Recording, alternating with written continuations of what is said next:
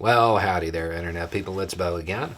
So, today we are going to talk about the UAE, the United Arab Emirates, and experts,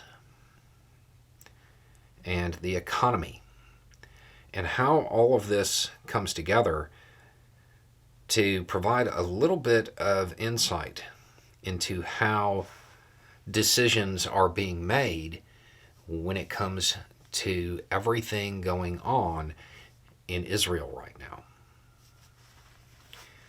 Okay, so Israel asked the UAE, the United Arab Emirates, to basically provide unemployment benefits for Palestinians in the West Bank.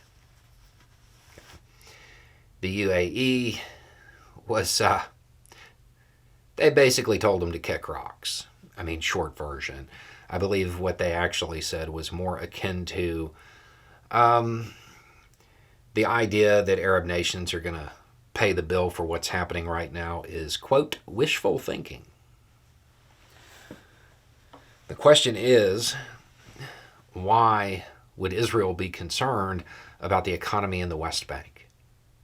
Because it's in the manual. Economic instability is instability, period. See, there were about 100,000 Palestinians who worked in Israel. After the 7th, well, they couldn't do that anymore. Israel wouldn't let them in. So that hit the economy in a big way. The instability that creates conditions where maybe somebody who was a bystander becomes sympathetic. Somebody who is sympathetic becomes active. Creates conditions for violence to spread. So it's important for Israel to help the economy of the Palestinians in the West Bank.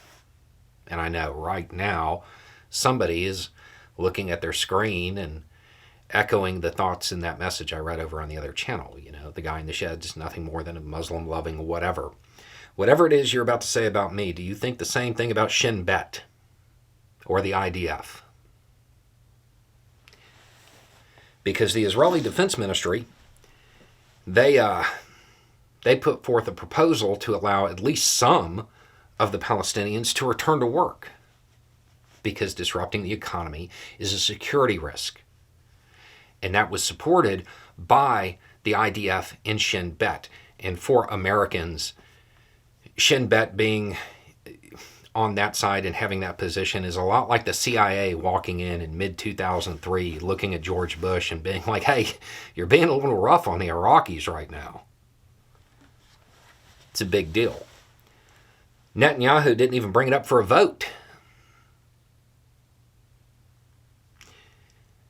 That should shed a lot of light on how decisions are being made. Not really listening to the experts.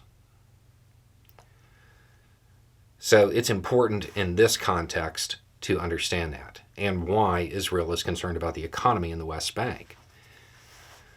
But it should also provide some insight into other things.